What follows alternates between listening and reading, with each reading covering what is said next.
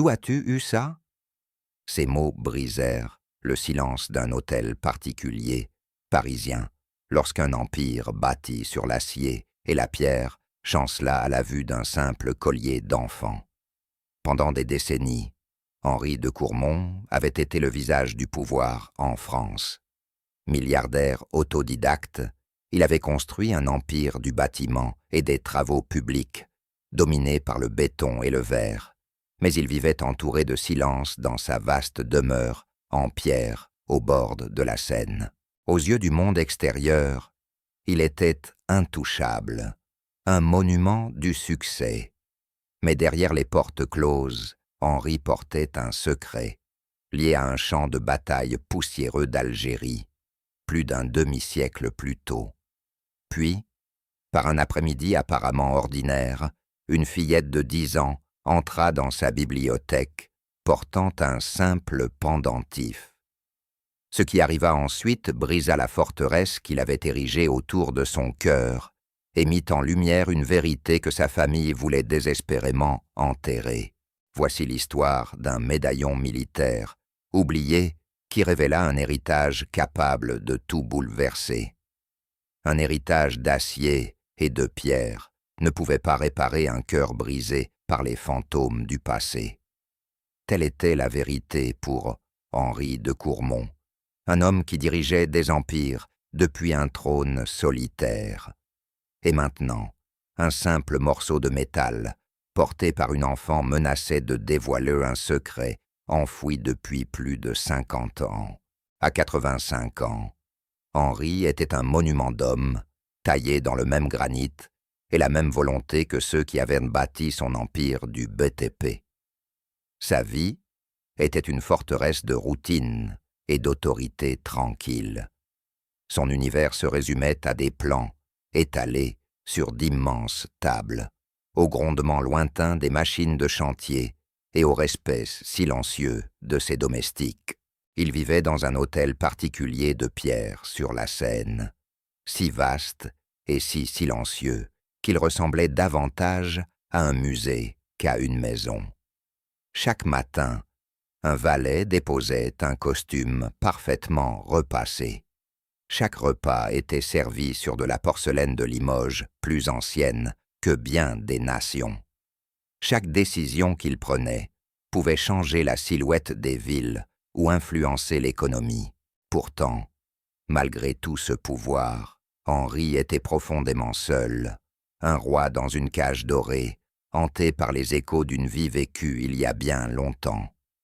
Sa femme, Éléonore, était décédée depuis 20 ans, et les rires qui emplissaient autrefois les immenses couloirs n'étaient plus qu'un souvenir.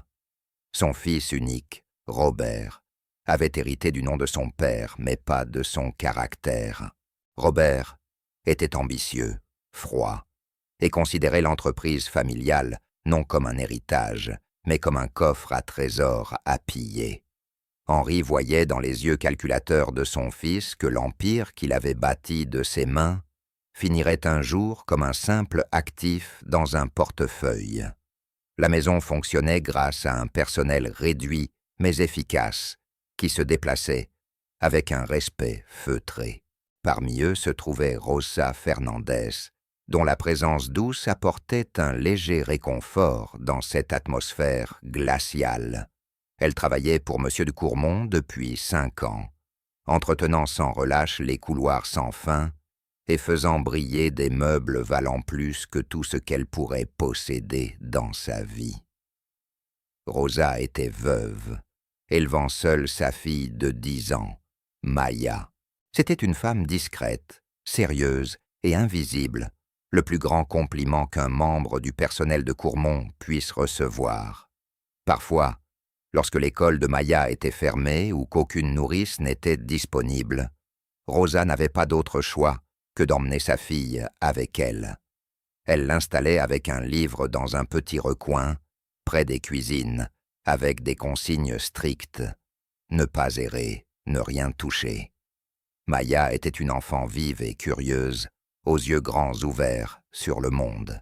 Elle comprenait que cet endroit appartenait à un autre univers, celui des choses belles et fragiles qui n'étaient pas faites pour elle. En ce mardi après-midi, Rosa dépoussiérait la grande bibliothèque, une pièce majestueuse sur 2 étages, bordée de milliers de volumes reliés de cuir. C'était le sanctuaire d'Henri, le seul lieu où il se sentait encore connecté au passé. Maya, assise bien sagement sur un tabouret, était absorbée par un conte de chevaliers et de dragons. L'air était saturé de l'odeur du papier ancien et de l'huile de citron. Henri entra dans la bibliothèque, ses gestes lents et mesurés, soutenus par une simple canne en acajou. Il ne remarqua pas d'abord la fillette. Son regard se fixa sur la grande baie vitrée, donnant sur les jardins d'hiver endormis. Il resta là un long moment, les épaules voûtées, sous un poids invisible. Il pensait à un autre hiver, dans un autre monde, les plaines froides d'Algérie, la peur omniprésente, le vent sec qui glaçait les os. Il pensait à son ami. « Maman, je peux avoir de l'eau ?» La petite voix de Maya résonna dans le silence, comme une cloche claire. Rosa, surprise, fit taire sa fille aussitôt. « Maya, je t'ai dit de rester tranquille. Je suis désolé, monsieur de Courmont. » Henri se tourna enfin, et son regard se posa sur la fillette. Elle levait les yeux vers sa mère, et à ce moment-là, quelque chose sur sa poitrine capta la lumière de l'après-midi qui filtrait par la fenêtre, un éclat métallique. C'était un médaillon militaire usé, suspendu à une chaîne ternie autour de son cou. Tout le corps d'Henri se figea. L'air quitta ses poumons dans un brusque souffle coupé. Le monde autour de lui sembla ralentir.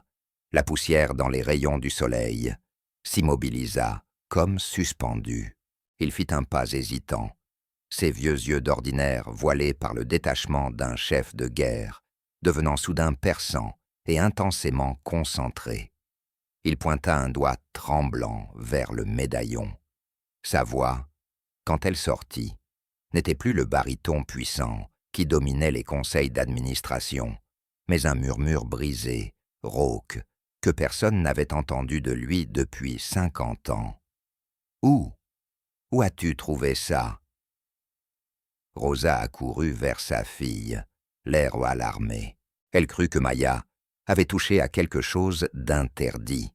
« Je suis désolé, monsieur, ce n'est qu'un vieux souvenir, ce n'est rien. » Mais les yeux d'Henri ne quittaient pas le morceau de métal.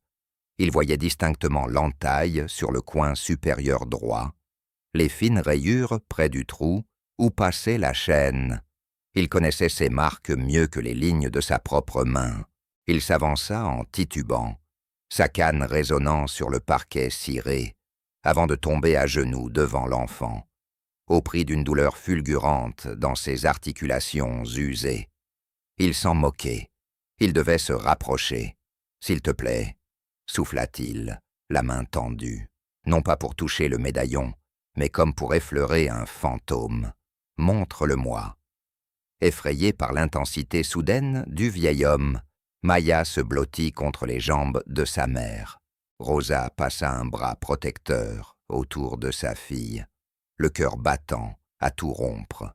« Monsieur de Courmont, vous lui faites peur. »« Le nom, » implora Henri, les yeux noyés de larmes retenues depuis des décennies. « Quel est le nom gravé sur le médaillon ?» Maya, sensible à la peine profonde qui vibrait dans sa voix, baissa les yeux vers le pendentif.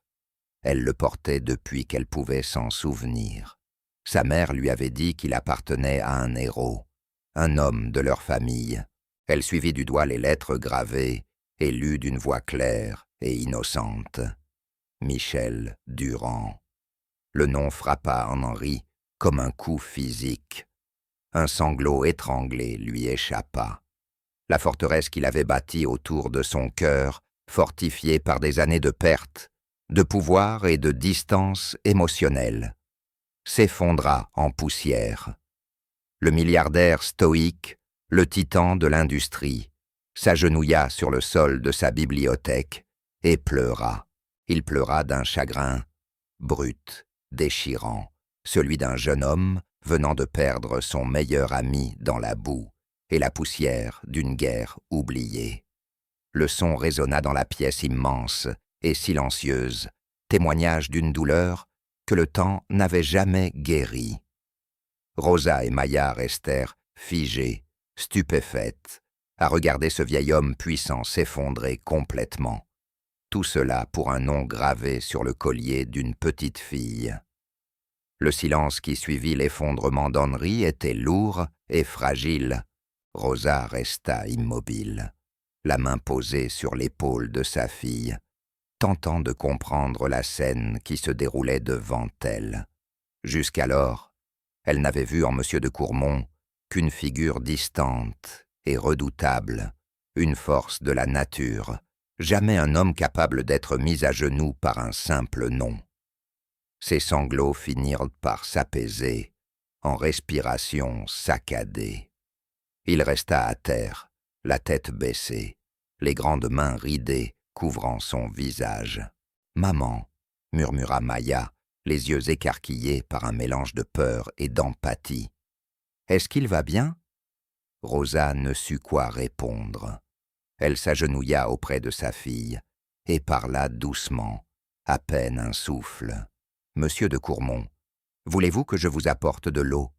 Dois-je appeler quelqu'un » Henri abaissa lentement ses mains. Son visage n'était plus qu'un champ de ruines émotionnelles. Ses yeux rouges, cerclés par une douleur vieille d'un demi-siècle, mais toujours aussi vive qu'hier. Il regarda encore le médaillon, puis le visage innocent de Maya, et enfin celui, inquiet, de Rosa. « Non, » dit-il d'une voix rauque, « n'appelez personne. Dites-moi simplement d'où vient ce collier. Parlez-moi de Michel. » Rosa hésita. C'était une histoire qu'elle gardait précieusement, un morceau de mémoire familiale trop sacré pour être raconté dans cette pièce imposante. Mais en voyant la douleur brute sur le visage d'Henri de Courmont, elle comprit qu'elle n'avait pas le choix.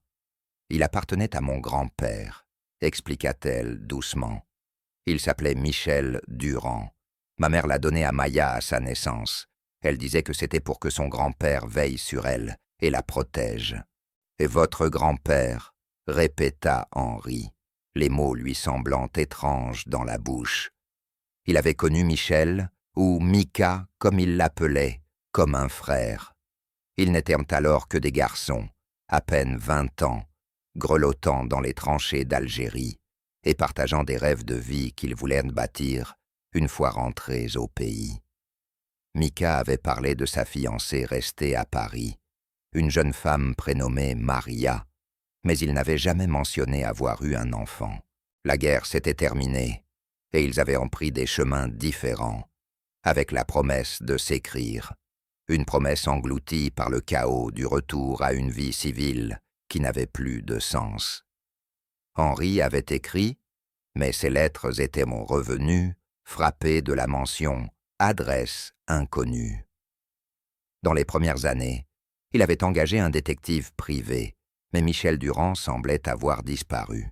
« Il est mort il y a longtemps », poursuivit Rosa d'une voix douce, chargée d'un chagrin hérité, avant même la naissance de ma mère.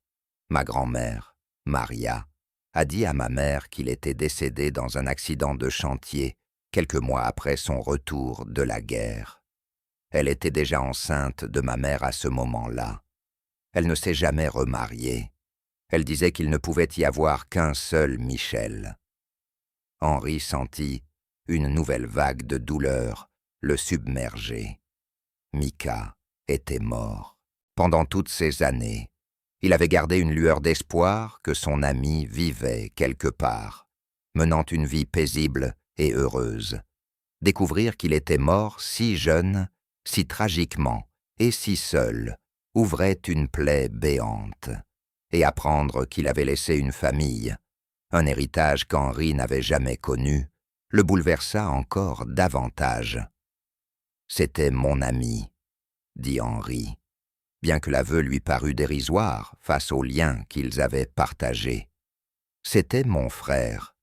Il m'a sauvé la vie en Algérie. » Il se releva difficilement, ses vieux os protestants.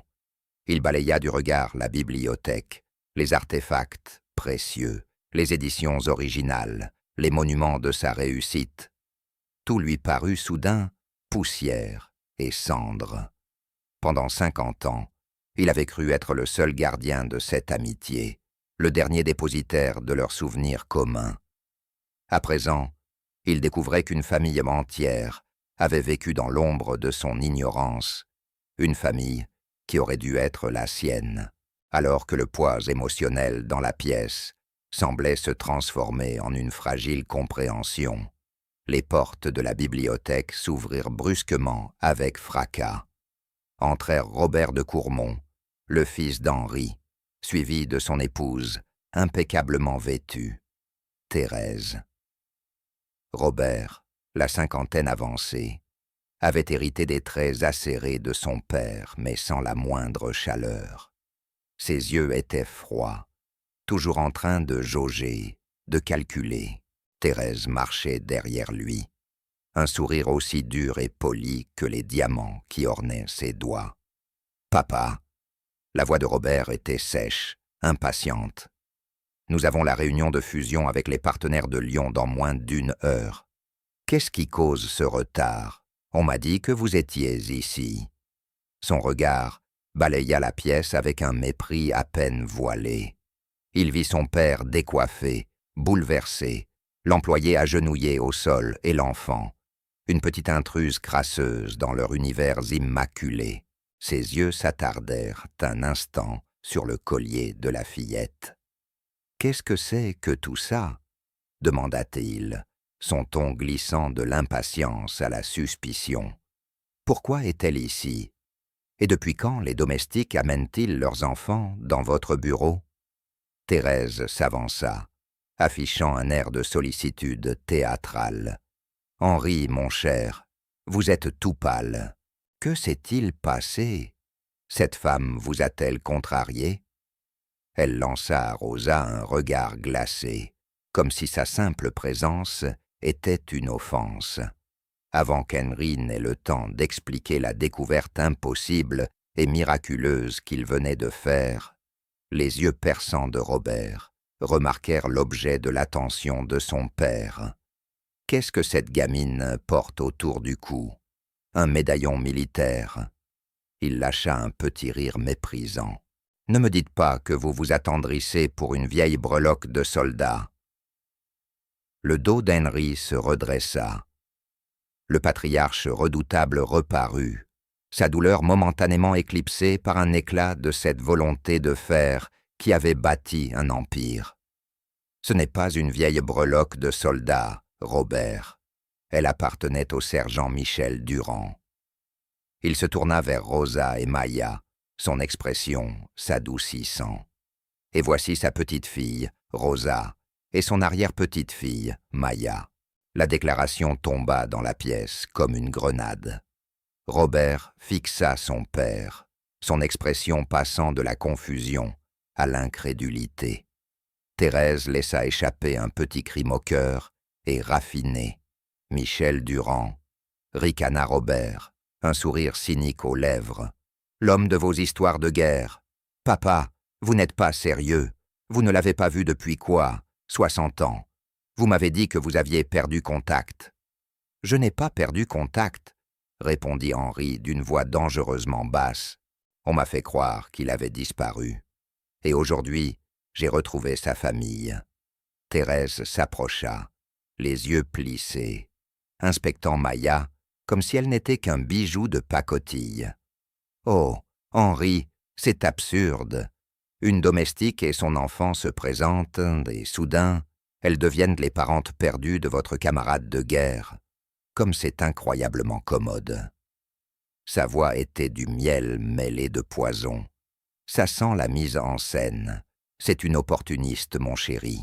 Elle a entendu tes histoires, et elle joue sur ton chagrin pour mettre la main sur ton argent. » Rosa, jusque-là silencieuse et intimidée, trouva enfin sa voix. Elle se leva, tirant Maya derrière elle, la dignité jaillissant face à leurs accusations. « Je ne ferai jamais une telle chose, » dit-elle d'une voix tremblante mais ferme. « Je ne savais pas qui était Monsieur de Courmont pour mon grand-père. Ce médaillon est le souvenir d'un héros, il n'est pas à vendre. »« Silence !» claqua Robert, agitant la main avec mépris comme pour chasser un insecte. Il se tourna de nouveau vers son père, prenant un ton faussement raisonnable. « Père, réfléchissez rationnellement. Vous vous laissez emporter par l'émotion. Cette femme, cet employé, avance une prétention insensée. Et vous êtes prêt à l'accueillir dans la famille? C'est évident. C'est une manœuvre classique de chercheuse d'or. Il ne s'agit pas d'argent, Robert. Il s'agit de mon ami. Il s'agit de mon honneur. » La voix d'Henri résonna dans la bibliothèque, faisant vibrer les verres de cristal sur un guéridon voisin. Il m'a sauvé la vie, et je n'ai jamais pu le remercier. Je n'ai jamais pu rencontrer sa famille. Je l'ai trahi. Sa prétendue famille, corrigea Thérèse d'une voix lisse, se plaçant aux côtés de son mari pour former un front uni et hostile. Une revendication aussi extraordinaire exige des preuves tout aussi extraordinaires. Pas seulement une histoire larmoyante et un bout de ferraille rouillé. L'air crépitait de tension.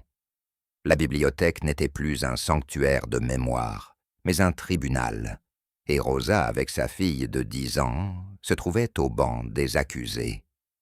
L'humiliation embrasait les joues de Rosa. Ces riches, cruels, les regardaient, elle et son enfant, comme des parasites, une menace à éliminer. Henri regarda tour à tour les visages cyniques et accusateurs de son fils et de sa belle-fille, puis le visage effrayé mais digne de Rosa, et enfin les yeux grands et innocents de la fillette, portant autour du cou le nom de son meilleur ami. Au fond de lui, avec une certitude défiant toute logique, il savait que c'était vrai. Mais il connaissait aussi le monde dans lequel vivait son fils. Un monde de procès, de contestations et de calculs impitoyables. « Ils ont raison sur un point, » dit Henri, la voix lourde de résignation. Il regarda Rosa, l'expression mêlant excuse et détermination sombre. « Pas parce que je doute de vous. Dans mon cœur, je sais que vous êtes de son sang, mais pour les réduire au silence, pour rendre cela officiel, indéniable. » Il prit une profonde inspiration, les mots lui semblant trahir le moment sacré qu'il venait de vivre. « Nous ferons un test ADN. » La demande d'un test ADN tomba comme une lame glaciale dans l'air. Une solution clinique et froide à une affaire de cœur. Pour Robert et Thérèse, c'était un mouvement stratégique nécessaire, un moyen de dévoiler l'imposture dont ils étaient convaincus. Pour Henri, c'était une concession douloureuse au monde cynique que représentait son fils. Mais pour Rosa, cela sonnait comme une accusation, une déclaration formelle que l'histoire de sa famille, les souvenirs de sa mère et l'héritage de son grand-père étaient considérés comme des mensonges jusqu'à preuve du contraire. Elle serra la main de Maya avec force, ses jointures blanchies. Son premier instinct fut de refuser, de prendre sa fille et de fuir cette maison de marbre et de soupçons, de protéger leur vie tranquille contre l'influence corrosive de tant de richesses et de méfiance. Elle ne voulait pas de leur argent. Elle n'avait jamais demandé autre chose qu'un salaire régulier pour son travail honnête. « Je ne comprends pas, » balbutia Rosa, regardant Henri. « Vous voulez prélever un échantillon sur ma fille ?» Le mot lui paraissait intrusif, scientifique, terrifiant. Robert s'avança, reprenant le contrôle de la situation avec l'efficacité glaciale d'un raideur d'entreprise. Ce n'est qu'un frottis buccal, rien d'inquiétant. Nous utiliserons l'ancienne brosse à cheveux de ma mère. Elle contient encore des follicules viables. Nous comparerons l'ADN de la fillette à celui de ma défunte mère. Si votre grand-père et mon père n'avaient aucun lien, nous ferons appel à un laboratoire spécialisé dans les tests de parenté avec les grands-parents, en comparaison avec M. de Courmont. Le laboratoire que nous utiliserons est le meilleur du pays. Les résultats seront irréfutables. Il parlait comme s'il organisait une transaction commerciale, son ton ne laissant aucune place à la contestation. Thérèse ajouta avec un sourire mielleux. « C'est pour votre protection, ma chère. Si votre revendication est vraie, cela vous légitimera. Sinon, elle laissa la phrase en suspens, la menace implicite, claire. Sinon cela vous démasquera comme une fraude, et vous serez détruite. » Rosa se sentit piégée. Refuser le test serait, à leurs yeux, un aveu de culpabilité, confirmant toutes leurs pires suspicions. Mais accepter, c'était céder une part de la dignité de sa fille, livrer leur histoire familiale à ces gens froids et hostiles. Elle regarda Maya, qui observait l'échange avec la clarté brute d'un enfant. Maya ne pensait pas à l'argent ni à la légitimité. Elle voyait seulement que le vieil homme bienveillant était triste et que les deux autres adultes étaient en colère. Alors, Rosa regarda Henri. La douleur profonde et suppliante dans ses yeux la bouleversa. Il ne s'agissait pas seulement des soupçons de son fils.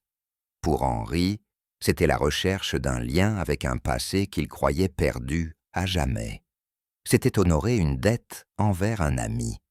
Il avait besoin que cela soit réel, et il avait besoin d'un moyen de le prouver au monde, et peut-être même à lui-même. Prenant une grande inspiration, Rosa releva le menton et soutint le regard glacé de Robert. « Très bien, » dit-elle d'une voix claire et ferme, sans plus aucune hésitation. « Faites le test, vous verrez, nous ne sommes pas des menteurs. » « Excellent, » répondit Robert, avec un hochement sec et satisfait, comme si une subordonnée venait enfin d'accepter une tâche difficile, mais nécessaire. Notre avocat de famille, Maître Perrin, prendra contact pour tout organiser. Il supervisera la collecte des échantillons, afin d'assurer une chaîne de garde irréprochable. Puis il se tourna vers son père, son ton devenant autoritaire. « D'ici à ce que nous ayons les résultats, ce qui prendra une semaine ou deux, je dois insister pour que tu gardes tes distances. Ne donne rien à cette femme ni à son enfant. Pas d'argent, pas de cadeaux, rien. Pour tout ce que nous savons, il s'agit d'une escroquerie élaborée, et elles pourraient disparaître dès qu'elles auront obtenu ce qu'elles veulent, avant qu'Henri ne puisse s'emporter contre l'insinuation que la famille de son meilleur ami n'était que des voleurs vulgaires. Une déclaration encore plus choquante retentit. « Elle n'en aura pas l'occasion », annonça Thérèse, avec un éclat triomphant dans le regard.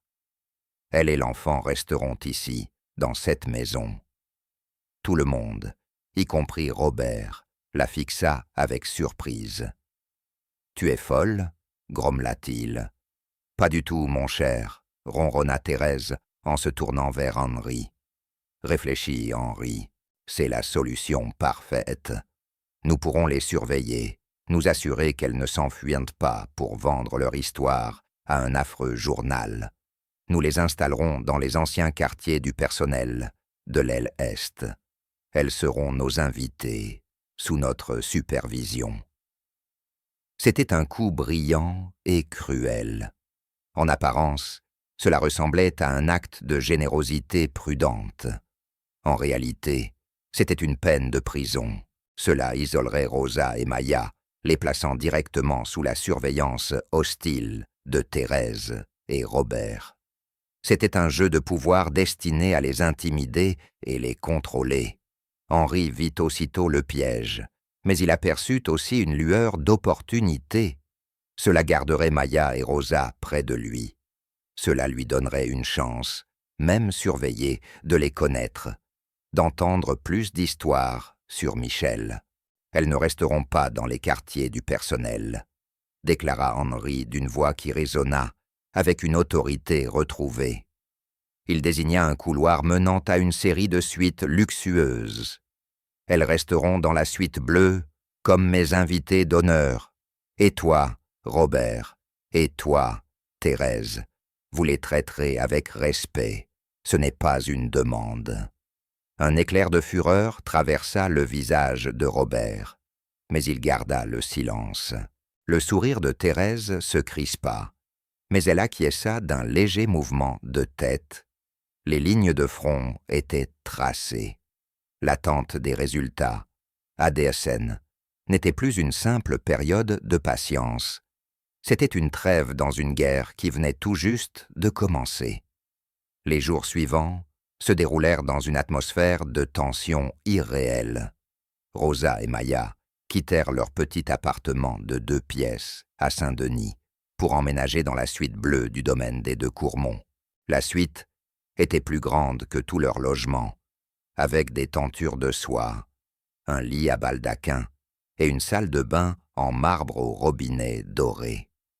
Pour Maya, 10 ans, c'était un conte de fées devenu réalité. Elle était convaincue d'avoir emménagé dans un château.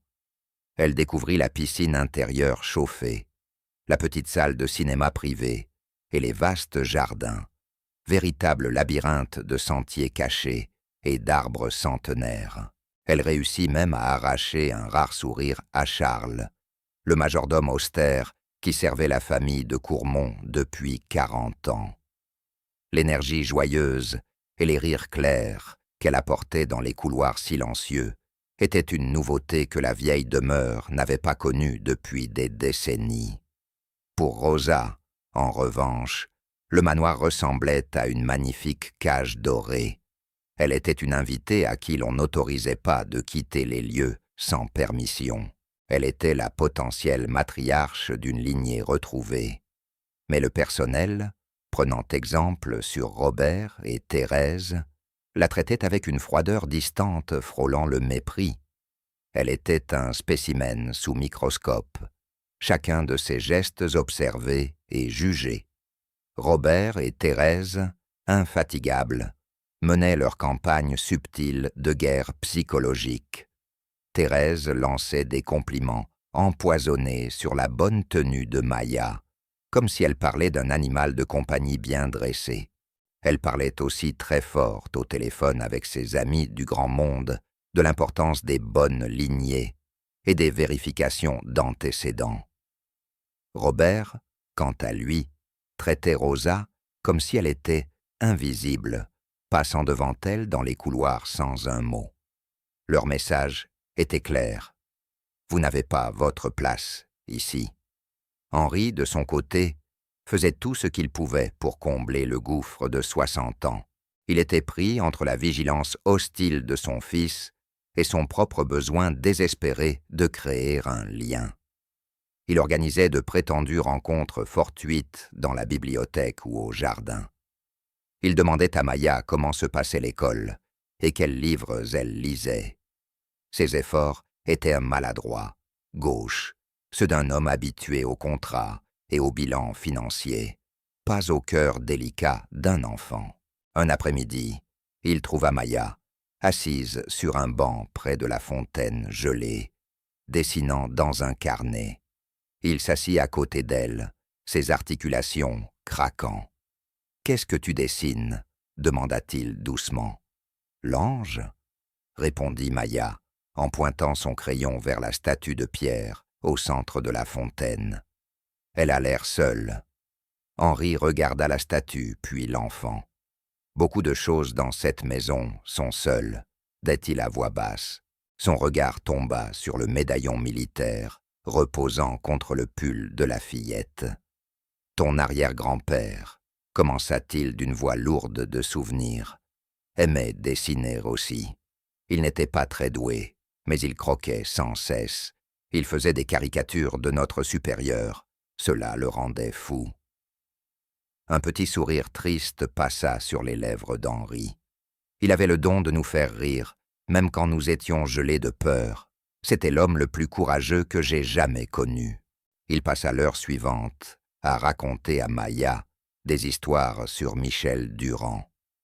Il lui parla de son incroyable talent pour dénicher une boîte de pêche supplémentaire quand les rations manquaient. De la fois où il avait bricolé une radio de fortune pour écouter un match de football à des milliers de kilomètres, et de la nuit où il avait traîné un Henri blessé sur plusieurs mètres à travers les lignes ennemies jusqu'à un hôpital de campagne. À mesure qu'il parlait, la figure presque mythique de l'arrière-grand-père de Maya prenait chair. Ce n'était plus une légende, mais un jeune homme rieur, courageux et ingénieux. Un lien fragile commença à se tisser entre le vieux milliardaire et la fillette, un lien fait de sang partagé et d'histoire d'un héros oublié.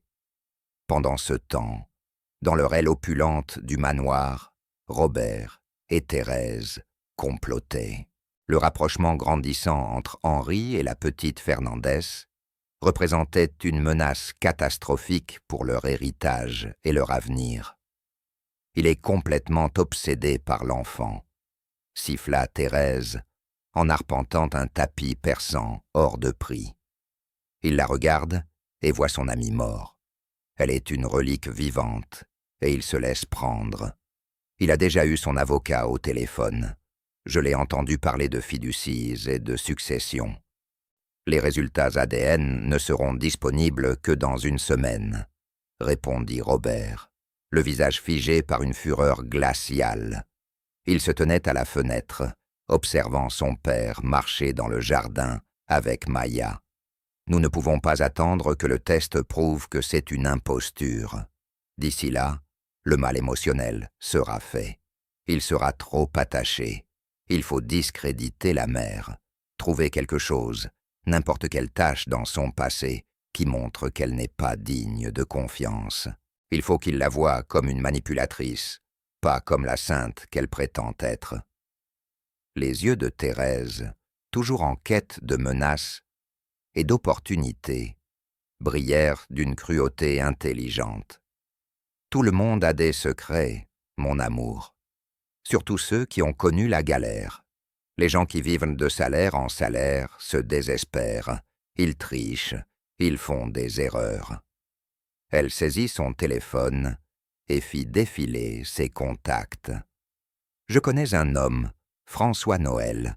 C'est un détective privé, pas le plus scrupuleux, mais il est très très doué pour fouiller. S'il y a un squelette dans le placard de Rosa Fernandez, il le trouvera. Elle eut un sourire tranchant, prédateur. Et s'il n'y en a pas, eh bien pour le bon prix, je suis certaine que M. Noël saura en inventer un. François Noël était une créature de l'ombre, un homme qui prospérait grâce aux secrets que les autres tentaient d'enterrer. Il travaillait dans un bureau exigu et poussiéreux d'un quartier peu recommandable de la ville. Ses seules compagnies, une plante mourante et le ronronnement bas d'un vieil ordinateur. Quand l'appel de Thérèse de Courmont arriva, il reconnut aussitôt l'odeur de l'argent et du désespoir, ses deux choses préférées. Fouiller la vie d'une mère célibataire employée de maison aurait dû être un jeu d'enfant. Noël commença par les bases, registres publics, historique de crédit, réseaux sociaux. La vie de Rosa Fernandez était d'une propreté désespérante. Elle payait son loyer à temps.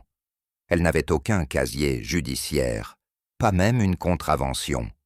Son dossier de crédit était correct, preuve d'une vie frugale et soigneusement gérée. Sa présence en ligne se limitait à un profil clairsemé, rempli de photos de projets scolaires de Maya et de fêtes d'anniversaire. Pas d'ex-petits amis rancuniers, pas d'employeurs louches, pas de dettes cachées. Elle était exactement ce qu'elle paraissait, une mère travailleuse et dévouée. Frustré, François Noël rapporta son absence de résultats à Thérèse.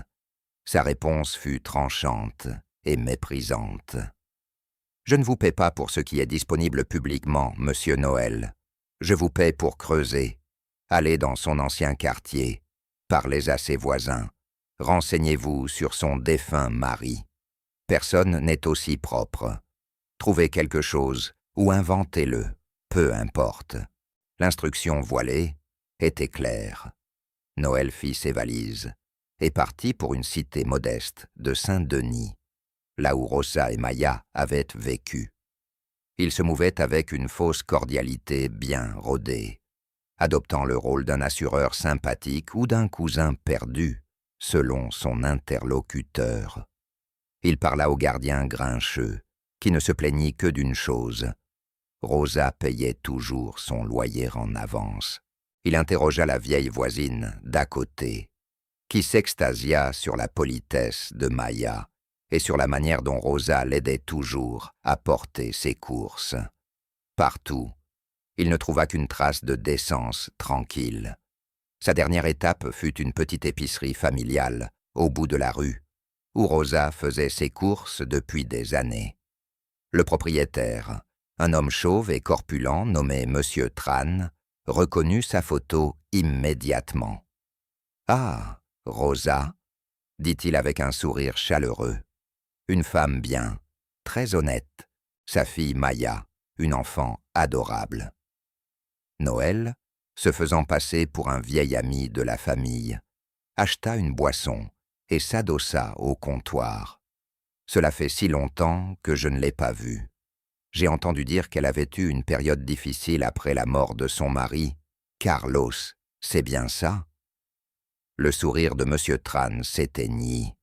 Il commença à essuyer le comptoir déjà impeccable, le regard fuyant. « Oui, une tragédie. C'était un bonhomme, ouvrier du bâtiment. Il est tombé d'un échafaudage, laissant sa femme avec la petite et une montagne de factures d'hôpital. » Noël sentit le basculement. C'était la première fissure dans la façade parfaite. Des factures d'hôpital. Je pensais qu'un accident de travail de ce genre aurait été couvert par l'entreprise, par l'assurance. M. Tran poussa un profond soupir, celui d'un homme accablé par une histoire qu'il ne voulait pas raconter. Il se pencha et baissa la voix. Ça aurait dû l'être, mais il y a eu des complications, des rumeurs. L'entreprise de construction, très puissante. Ils ont dit qu'il avait bu sur le chantier, qu'il avait été négligent. Le cœur de Noël s'accéléra. Bu? Vraiment? Était-ce vrai? M. Tran haussa les épaules, la tristesse au fond des yeux. Qui sait? Carlos aimait une bière après le travail, comme tout le monde. Mais sur le chantier, je ne l'ai jamais vu ainsi. Pourtant, l'entreprise a produit un témoin, un collègue, qui a juré l'avoir vu boire ce matin-là. Et il y avait une analyse de sang à l'hôpital. Tout semblait officiel. La demande d'indemnisation fut rejetée. La société a payé les funérailles, rien de plus. Rosa se retrouva sans rien. Elle s'était battue un peu, avait pris un avocat, mais sans argent ni pouvoir, s'était perdue d'avance. L'avocat lui dit qu'il n'y avait aucune chance. Elle dut abandonner. Elle vendit sa voiture, son alliance, tout, juste pour payer les factures. C'était une période terrible, mais elle ne s'est jamais plainte. Elle a seulement travaillé, toujours pour sa fille. Noël quitta l'épicerie avec un sourire sombre de triomphe. Voilà, c'était la boue que Thérèse de Courmont avait achetée. L'histoire d'un mari alcoolique et déshonoré, une arme parfaite. Qu'importe que ce fût vrai ou non. Tout ce qui comptait, c'était qu'il y ait un dossier quelque part. C'était une graine de doute, une tache sur l'honneur de la famille. Il pourrait la tordre, transformer Rosa, non pas en veuve éplorée, mais en épouse d'un ivrogne, une femme assez désespérée pour inventer un mensonge élaboré, afin d'échapper à une vie de misère. Il composa le numéro de Thérèse.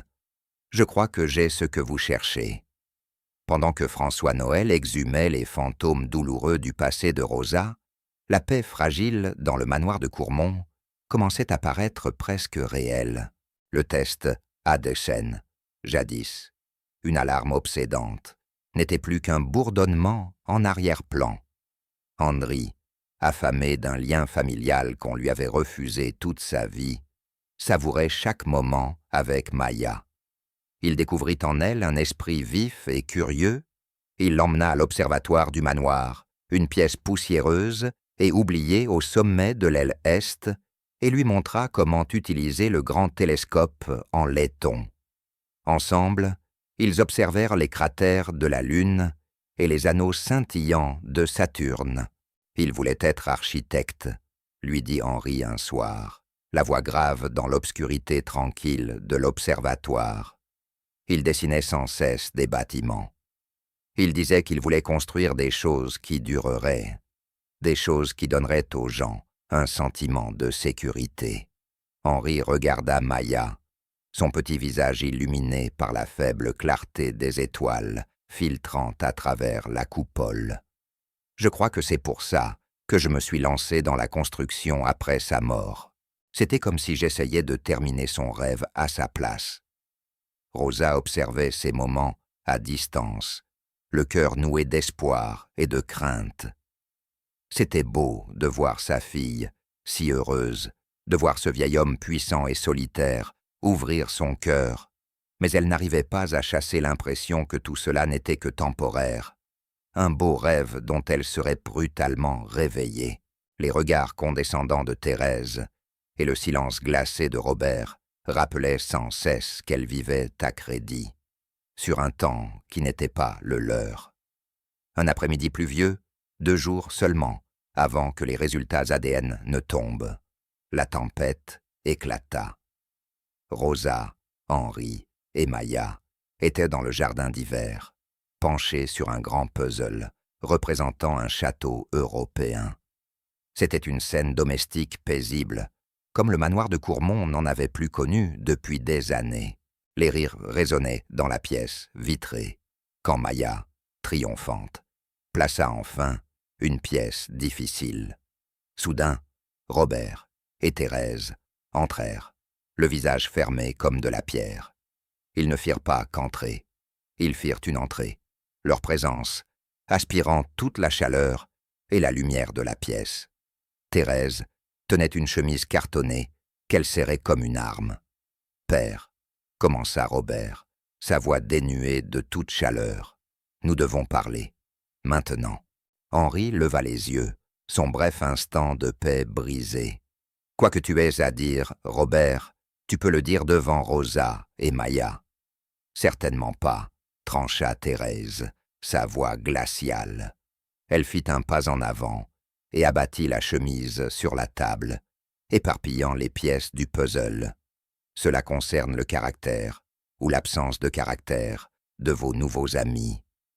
Henri fixa le dossier, puis le visage triomphant et cruel de sa belle-fille. « Que signifie ceci ?»« Ceci, » annonça Thérèse à la pièce entière, est le rapport d'un détective privé sur une certaine Rosa Fernandez, et sa lecture est très intéressante.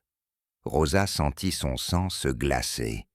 Elle se leva, les mains tremblantes.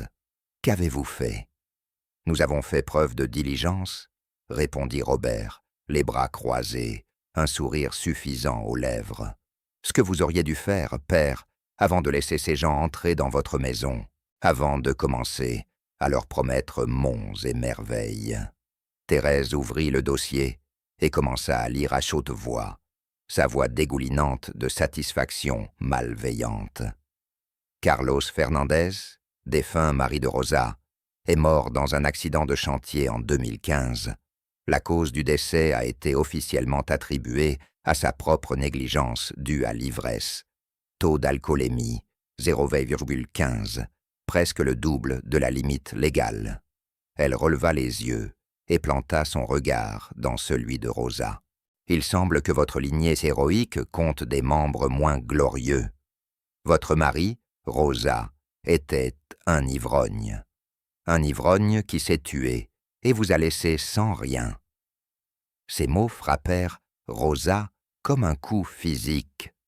C'était le vieux mensonge, la calomnie d'entreprise qui avait ruiné sa vie, ressuscité et jeté à la figure dans cette belle pièce ensoleillée. La honte et l'impuissance, ressenties des années auparavant, rejaillirent. « Ce n'est pas vrai !» cria-t-elle, la voix brisée. « Il n'était pas ivre. L'entreprise a menti. Ils ont payé quelqu'un pour dire cela. Ils ont falsifié le rapport pour éviter de payer l'assurance. » « Bien sûr, c'est ce que vous diriez, » ricana Robert. « C'est toujours la faute des autres, une histoire classique, une femme issue d'un milieu modeste, accablée par les dettes laissées par un mari alcoolique.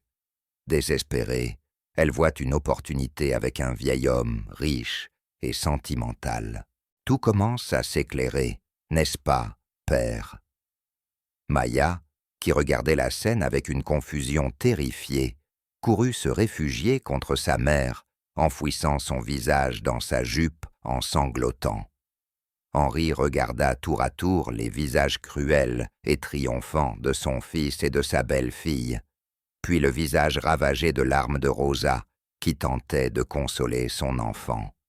Il vit le dossier, les papiers officiels, les faits froids et durs qu'il présentait, mais quand il plongea son regard dans les yeux de Rosa, il n'y vit pas la duplicité d'une intrigante, mais la fierté blessée d'une femme injustement calomniée. Il y vit le même feu, la même droiture inébranlable qu'il avait reconnue jadis chez son ami Michel Durand. Il se redressa lentement de toute sa hauteur, emplissant la pièce d'une autorité soudaine et immense. Le compteur, attendri, avait disparu. À sa place, se tenait le titan de l'industrie, celui qui pouvait écraser des hommes comme son fils sans hésiter. « Dehors !» dit-il, sa voix un grondement bas et terrifiant. Robert et Thérèse reculèrent, pris de court. Ils s'attendaient à une capitulation, à un doute progressif, à un retournement contre les intruses. Ils n'avaient pas prévu cela. « Père, soyez raisonnable !» balbutia Robert. « Regardez seulement les preuves. » « J'ai dit « dehors !» Henri rugit, pointant un doigt tremblant, mais résolu vers la porte.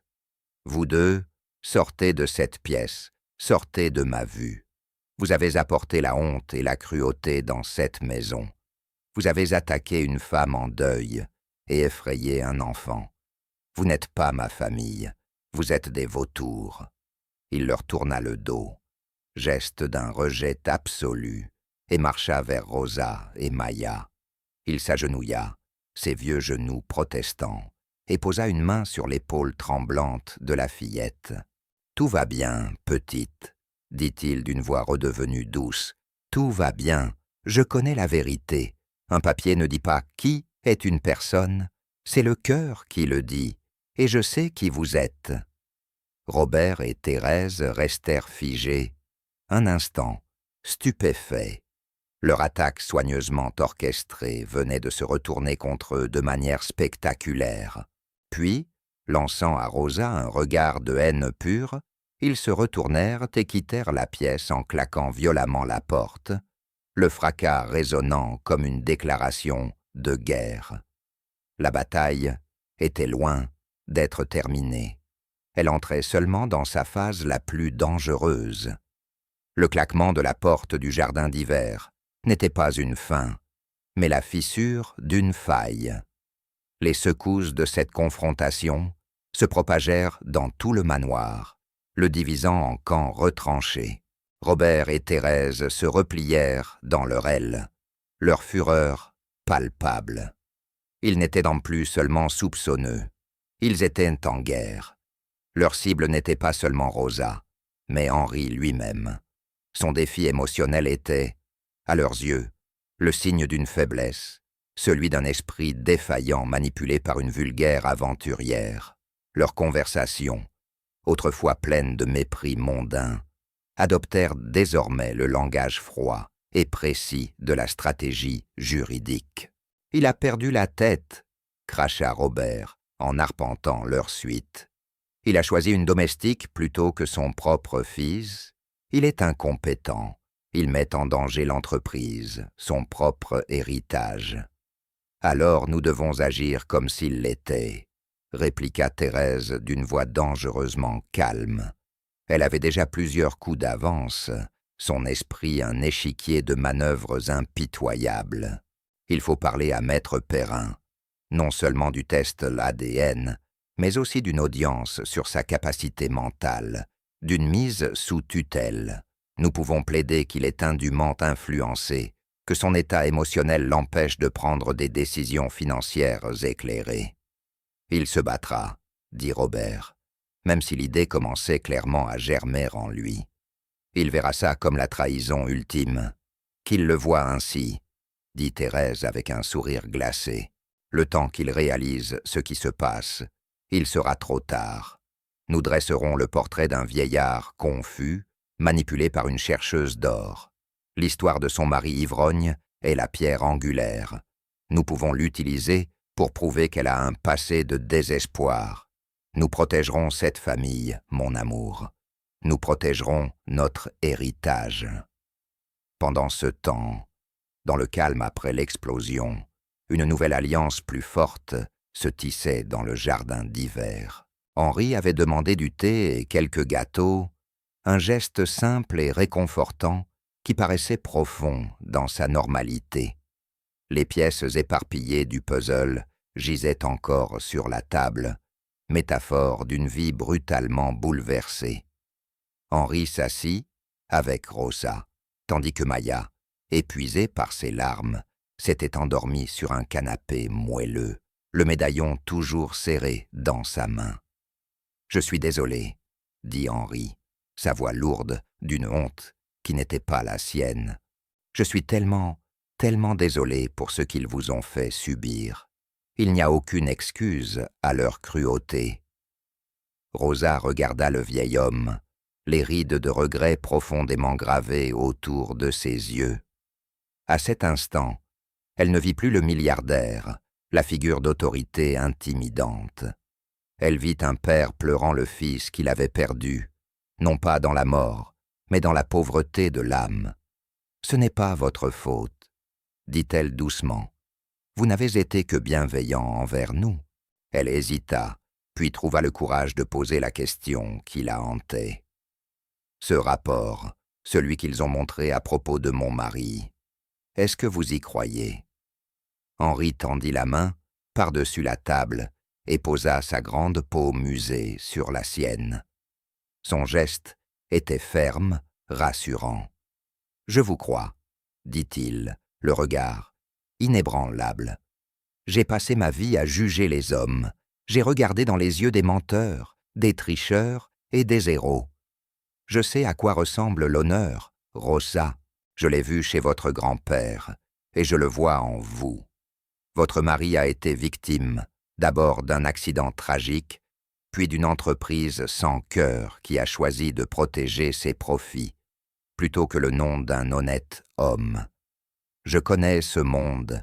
J'ai combattu des hommes comme ça toute ma carrière. » Une larme traça un sillon sur la joue de Rosa, mais c'était une larme de soulagement, non de douleur. Être vu, être cru, après tant d'années de honte silencieuse, était un cadeau plus précieux que toutes les fortunes. « Quel était le nom de l'entreprise de construction ?» demanda Henri, un nouveau tranchant dans la voix. « Stanton Construction », murmura Rosa. Henri acquiesça lentement, les yeux plissés. Il grava le nom dans sa mémoire. Une dette existait, et Henri de Courmont payait toujours ses dettes. 2 jours plus tard, l'air du manoir était saturé d'attente. C'était le jour où les résultats du test ADN devaient être remis. Charles, le majordome, avait informé Henri que maître Arthur Perrin, l'avocat de la famille depuis plus de 40 ans, arriverait à 15 heures précises. Henri avait exigé que tout le monde soit présent dans la grande bibliothèque, lui-même, Rosa, Maya et, à leur grand déplaisir, Robert, et Thérèse. La bibliothèque, autrefois lieu de refuge et de mémoire, ressemblait désormais à une salle d'audience glaciale. Robert et Thérèse s'étaient installés d'un côté du vaste bureau en acajou, unis dans une hostilité sombre. Rosa et Maya occupaient l'autre côté, près d'Henry, qui siégeait en bout de table tel un roi, présidant un procès douloureux. Maya, consciente de la gravité de l'instant, restait silencieuse, la main serrée dans celle de sa mère. À 15 heures pile, les portes de la bibliothèque s'ouvrirent et un homme grand, impeccablement vêtu, entra. C'était Arthur Perrin, la soixantaine avancée, figure de discrétion et de professionnalisme inébranlable. Il portait une mallette scellée qu'il posa au centre du bureau, dans un déclic net et définitif. Il salua chacun d'un hochement poli et neutre, son visage impassible. Henri, Robert, Thérèse. Son regard s'attarda un instant sur Rosa et Maya, laissant entrevoir une lueur qui pouvait être de la curiosité ou de la compassion. « Vous avez les résultats, Arthur ?» demanda Henri sans détour. « Oui, » répondit Perrin.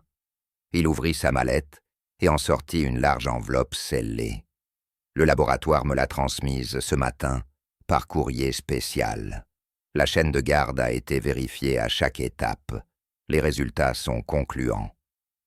Un lourd silence tomba sur la pièce. Seul le tic-tac de l'horloge ancienne résonnait, chaque seconde martelant une attente insupportable. Thérèse se pencha en avant, un éclat prédateur dans les yeux. Robert, raide comme une statue, serrait la mâchoire. Rosa retenait son souffle, son cœur cognant dans sa poitrine. Perrin prit un coupe-papier et ouvrit l'enveloppe avec une précision méthodique. Il déplia le document et se racla la gorge. Il fixa directement Henri. Les échantillons ont été comparés comme convenu.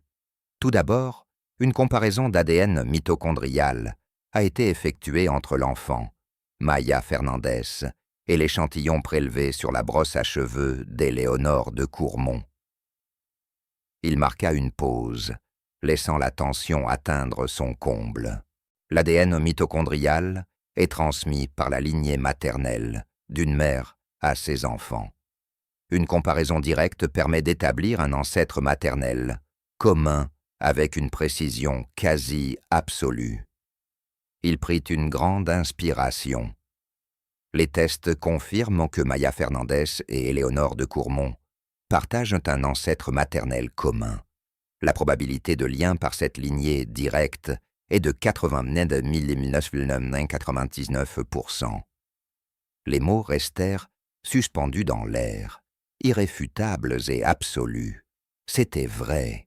Tout était vrai. Maya n'était pas la descendante directe d'Éléonore, mais le test prouvait qu'elles appartenaient à la même lignée maternelle, ce qui signifiait que Michel Durand était bien apparenté à Éléonore. Un souffle échappa aux lèvres de Rosa.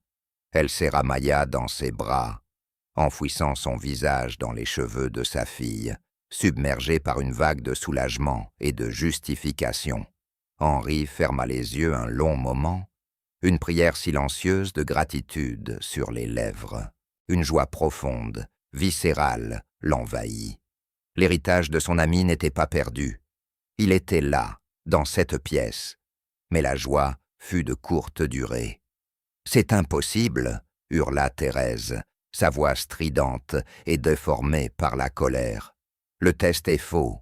Le laboratoire est incompétent, ou alors ils ont été soudoyés. »« Ce laboratoire est le plus respecté du pays, » répondit froidement Perrin, sa voix ferme et glaciale. « Et j'ai personnellement supervisé tout le processus. Les résultats ne peuvent être contestés. » Robert, livide de rage, abattit sa main sur le bureau. « Cela ne change rien. Alors, elle est liée à une cousine éloignée de ma mère. Et alors, cela ne prouve rien au sujet de Michel Durand. C'est toujours une escroquerie. Au contraire, répliqua Perrin d'une voix qui coupa court à son éclat. Il brandit un autre document tiré de l'enveloppe. En confirmation secondaire, nous avons également effectué un test sur le chromosome I, comparant l'ADN d'Henri avec le matériel génétique issu d'un échantillon de salive fourni par le plus proche parent masculin vivant de Michel Durand, un neveu que nous avons retrouvé grâce aux archives généalogiques. Le chromosome I Babikli se transmet de père en fils. Il se tourna vers Henri. Le test confirme avec une probabilité de 98% que vous et Michel Durand partagiez un même grand-père paternel. La seconde révélation fut encore plus stupéfiante que la première. Henri fixa son avocat, complètement abasourdi. « Quoi, Arthur? Qu'êtes-vous en train de dire? Mika et vous étiez cousins, des cousins issus de Germain, pour être précis ?» confirma Perrin. « Votre grand-père et le sien étaient en frères. Ils se sont brouillés au début des années 1900, et les familles ont perdu contact. Il semble que le destin, ou la providence, ait réuni deux branches du même arbre généalogique dans un trou de combat, en Algérie, à l'autre bout du monde, sans que ni l'un ni l'autre ne le sache. » La pièce fut plongée dans un silence stupéfait. Ce n'était plus seulement l'histoire d'un camarade de guerre. C'était une histoire de famille, de sang, d'un lien plus profond qu'Henri n'aurait jamais pu l'imaginer. Il regarda Maya, non plus comme l'arrière-petite-fille de son meilleur ami, mais comme sa propre chair, son sang, sa parenté. La révélation était insupportable pour Robert. Toute sa vie, il avait été l'héritier unique, le prince incontesté de la dynastie de Courmont. À présent, la ligne de succession n'était plus si claire. La fortune qu'il avait toujours considérée comme sienne se retrouvait en jeu. Le monde soigneusement construit autour de lui s'effondrait. Il se leva d'un bond, le visage déformé par la rage et le désespoir. Il pointa un doigt tremblant vers Rosa. « Je me moque de ce que disent ces tests. Je n'autoriserai pas cette ordure à revendiquer le nom de ma famille, mon héritage. » Il se jeta en avant, les yeux fous, non pas sur Rosa, mais sur la petite fille de 10 ans, assise à côté d'elle. « Toi !» hurla-t-il à Maya, la voix brisée par la folie. « C'est toi qui as tout déclenché, avant que quiconque ne puisse réagir. » Henri bougea, avec une rapidité défiant son âge. Il se leva d'un bond, saisit son fils par le revers de son costume hors de prix et le repoussa avec une force stupéfiante. Robert trébucha sur une chaise et s'effondra au sol, ridicule dans sa fureur impuissante. « Tu ne lui adresseras pas la parole, » gronda Henri, debout, au-dessus de son fils, son corps tremblant d'une fureur juste. « Tu ne la regarderas même pas. Tu n'es plus le bienvenu dans cette maison. Tu as perdu le droit de t'appeler un de Courmont. Tu as perdu le droit de t'appeler mon fils. » Il se tourna vers son avocat, sa voix résonnant de l'autorité inébranlable qui avait bâti un empire. « Arthur, commencez immédiatement les démarches. Je veux que mon testament soit réécrit. Robert et Thérèse doivent être totalement déshérités. Chaque action, chaque propriété, chaque centime, tout sera placé dans une nouvelle fiducie, la fondation Durand de Courmont. Les seuls bénéficiaires seront Rosa et Maya Fernandez. » Puis il abaissa son regard vers son fils, recroquevillé au sol, ses yeux aussi froids et durs que l'acier, et rédiger les papiers pour qu'il soit radié du conseil d'administration des industries de Courmont, avec effet immédiat. Ce fut une exécution d'entreprise, rapide et brutale. L'acte irrévocable d'un roi, choisissant son successeur et bannissant le traître de son royaume pour toujours. Le claquement de la porte de la bibliothèque laissa derrière lui un silence assourdissant. Robert, se relevant maladroitement, lança à son père un regard de venin pur, mais le visage d'Henri demeurait un masque impitoyable de jugement. Le fils qu'il voyait n'était plus qu'un étranger. Thérèse, pragmatique, comprit que la bataille était perdue et entraîna son mari hors de la pièce. Leur retrait n'était pas une reddition, mais une retraite stratégique pour préparer une nouvelle guerre de procès et de calomnie publique. Quand il fut reparti, la force immense qu'Henri avait mobilisée sembla l'abandonner, et il s'effondra dans son fauteuil, soudain vieilli. « C'était mon fils », murmura-t-il à Rosa, la voix épaissie d'une douleur plus profonde que la mort. « Je lui ai tout donné, tout sauf la seule chose qui comptait, un cœur. » Il tourna son regard vers Maya, qui avait assisté à l'horrible scène, les yeux écarquillés. Le médaillon qu'elle portait sur sa poitrine était une boussole qui l'avait guidé de nouveau sur le chemin de l'honneur. Il avait passé sa vie à bâtir un empire d'acier, mais il savait à présent qu'un véritable héritage se construisait avec l'amour, la loyauté et la justice. Et la justice était attendue depuis trop longtemps. Les jours qui suivirent s'écoulèrent avec la précision stratégique qui avait fait la légende d'Henri de Courmont.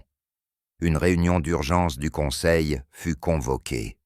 Robert, absent, fut sans ménagement, évincé de ses fonctions exécutives, ses avoirs gelés, son bannissement de l'Empire scellé. Parallèlement, Henri lança son équipe d'avocats contre Stanton Construction. Il leur donna un mandat simple, découvrir la vérité, quel qu'en soit le prix. L'enquête fut rapide et implacable. Les enquêteurs retrouvèrent le témoin qui avait accusé Carlos Fernandez.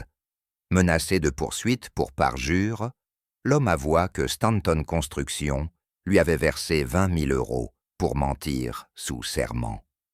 Ensuite, ils examinèrent le laboratoire qui avait traité l'analyse sanguine. Un ancien technicien, amer, fournit une déclaration sous serment. L'échantillon original était vierge. Carlos n'avait pas bu. Les résultats avaient été falsifiés pour protéger l'entreprise d'un colossal versement d'assurance.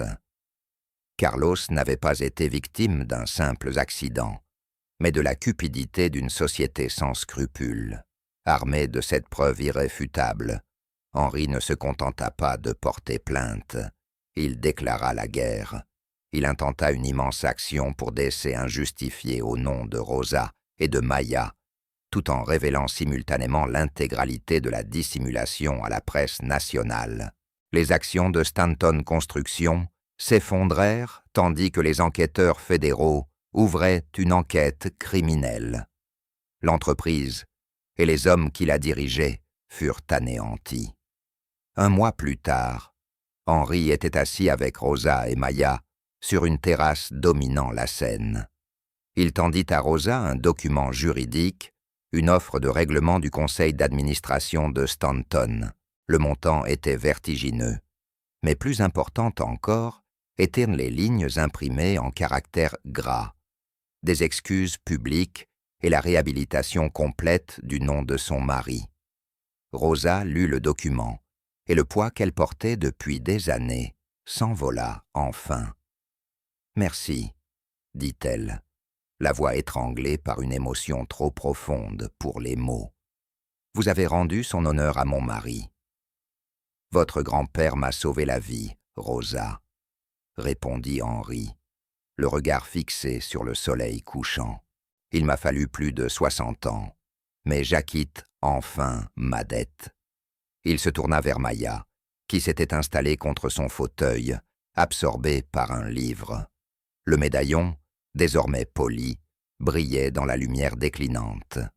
Le manoir, jadis un monument froid au succès solitaire d'un homme, commençait peu à peu à devenir un foyer. L'air se remplissait du parfum des plats de Rosa et des éclats de rire de Maya. Henri lui apprit les échecs dans la bibliothèque, et elle, en retour, lui apprit à utiliser une tablette.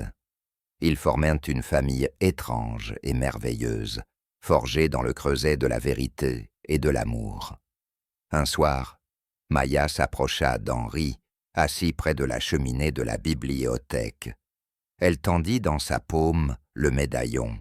« Je pense que c'est à vous de le garder, » dit-elle doucement.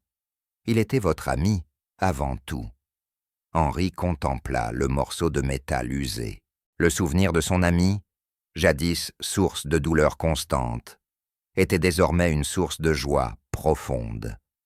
Il referma tendrement les doigts de Maya sur la plaque. « Garde-le, » dit-il d'une voix douce. « C'est un rappel de nos origines et de ce que signifie être courageux.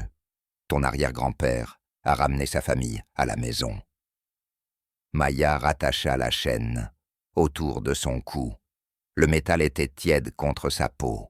C'était son histoire et c'était son avenir. Le magnate, qui avait bâti un empire pour se couper du monde, avait, au crépuscule de sa vie, retrouvé le chemin de la famille. Il avait perdu un fils, mais il avait trouvé une vraie famille. Et il savait désormais, avec une certitude gravée au plus profond de son âme, qu'il était enfin véritablement riche.